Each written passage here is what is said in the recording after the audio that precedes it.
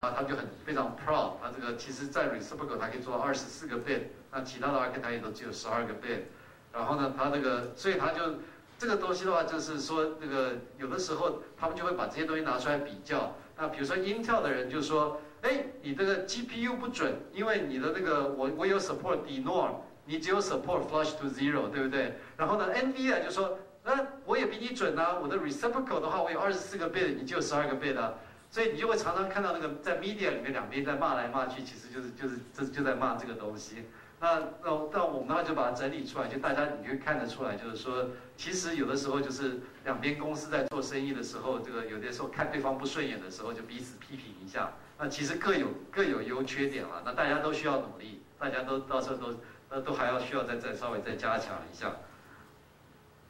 那我们今天其实已经这个 floating point 这样子就已经讲的差不多了哈。那我们这个另外就是要给同学稍微介绍一下这个 concept， 就是说所谓的这个 M-CUDA。那这个有几个同学在问，所以我把它这个加进来给大家稍微介绍一下。那我们现在学 CUDA kernel 的话，学到目前为止呢，这个 CUDA kernel 的话，主要就是在执行在 GPU 上面，对不对？都在GAD 或者 GPU 上面。那其实这个有些同学也在问，那其实很多其他做应用的人也在问，就是说我现在如果写一个 CUDA kernel 的话，这个 CUDA kernel 是不是只能在 NVIDIA 的 GPU 上 run？ 那为什么这个东西很头痛呢？因为你如果说你有一个程式，它只能在一个东西上 run 的话呢，你到时候你这个程式一定至少要写2个 version。一个 version 的话是，比如说你没有 GPU 的时候，你要 run 在这个你要写一个拷贝，然后呢，你另外如果有 GPU 是在用 GPU 这个 kernel 的这个拷贝。所以呢，像 matrix multiplication 的话，你如果是像我们现在讲的话，你就会看到一个就是有个 CPU version， 对不对？我们先给你们写一个 CPU version， 然后呢，到时候再写一个 GPU version 的话是这个你是 multiply on the GPU。那这个在 software engineering 上其实很麻烦啊，因为你这个到时候写就好几个 version， 就每次至少有2个 version 的话，你到时候如果说找到一个 bug，OK， 你如果你的这个 software 里面如果有一个 bug， 你两边都要修嘛，对不对？那你如果说是一不小心的话忘掉修另一边的时候，那到时候时间久了以后呢，就会跑出来一个有一边有 bug， 另一边没有 bug， 所以到时候你这个就会产生一些很奇怪的一些现象。那所以这个就是说，一般在应用的人来讲的话，很不喜欢的就是说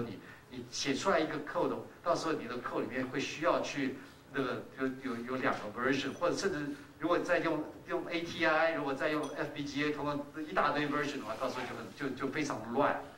那所以呢，我现在就是说那个我们那个时候也都知道有这个问题，所以呢，我们就产生了一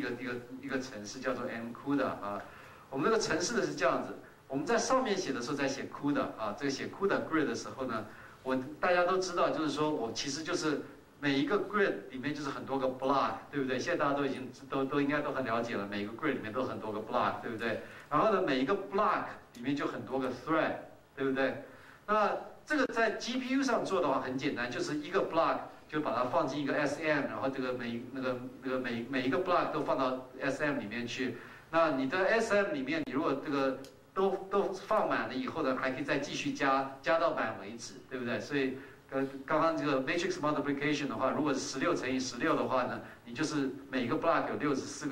个，就256个 thread， 然后呢，你到时候16个 block 每个都放一个以后呢，在下面就大家也再放一个，然后再放一个，等到大家都有3个以后就放满了，对不对？然后所以到时候等到做完以后才能够再继续加。那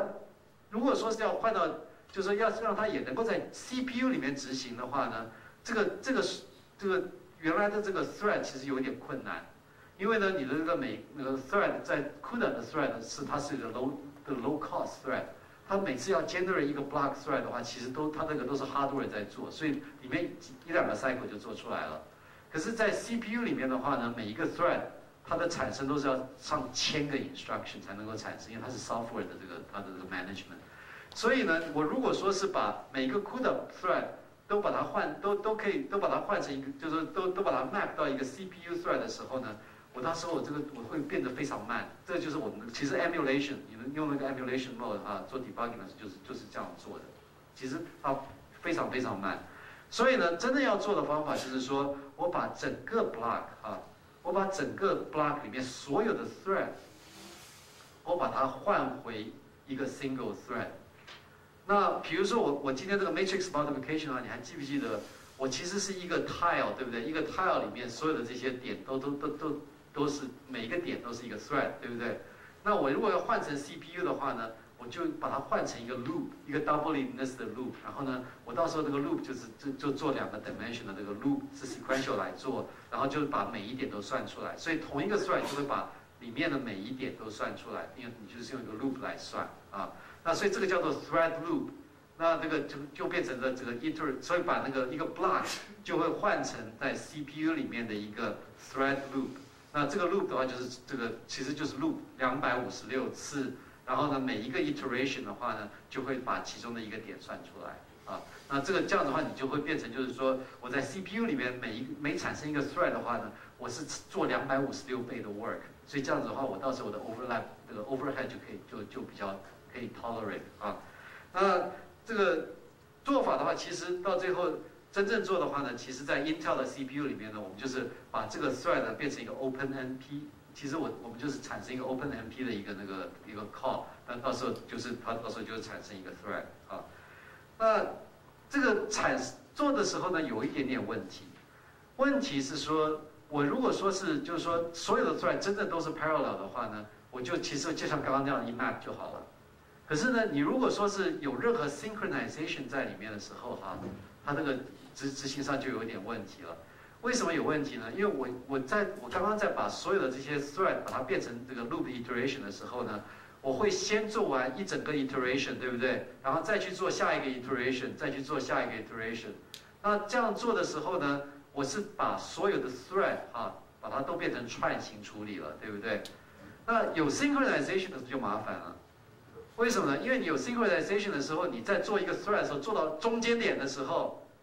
你要等到其他所有的 thread 都做完，你才能够大家一起往下做。所以你不能够把一个 thread 整个做完，然后再做下一个 thread， 再做下一个 thread， 对不对？所以呢，你在做 CPU 的时候呢，这个就是它里面一点点学问了。你做的时候必须要把这个，你如果有你每一个这个 thread 里面如果有一个 synchronization 的话呢，我就要把那个 loop 把它切开来。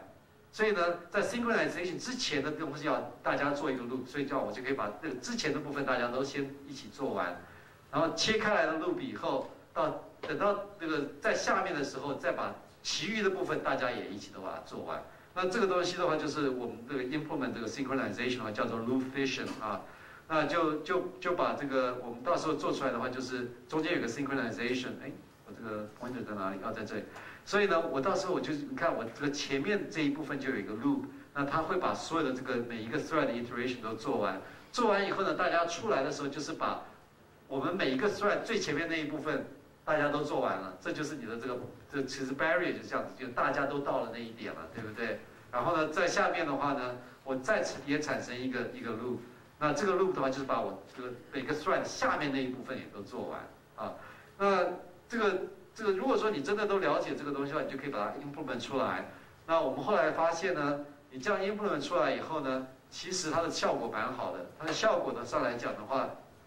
我如果说是像这个刚刚那个我们最早讲那个 MRI 的话呢，我把 CUDA 这个 kernel 把它放到 quad core 一个4个核心的 CPU 上 run 的话呢，我可以产生的是比原来的要超过4倍快。这个4倍快的原因是这样子。因为你在写完 CUDA 以后呢，其实你已经把它的那个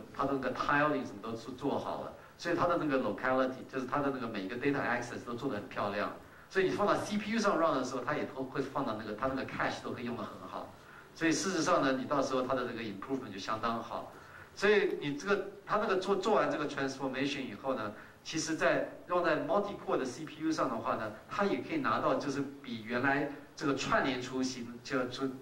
个处理的话呢，可以快到4倍以上，所以这个时候你这个写这个 code 的时候就很好了，对不对？你只要写个 CUDA kernel 啊，到时候你要用在 CPU 上呢，就 compile 到 CPU 上去；你如果要用到 GPU 的话，就 compile 到 GPU 上去，两边都还不错。那然后呢，到时候那个 speed up 是超过这种4倍的话，那但是你如果真正要看它的这个就是所谓的这个绝对时间上来讲的话呢，那当然还是 GPU 会比较快，因为 GPU 它有128个 core 在里面啊，那总是还是会快一点。那这里它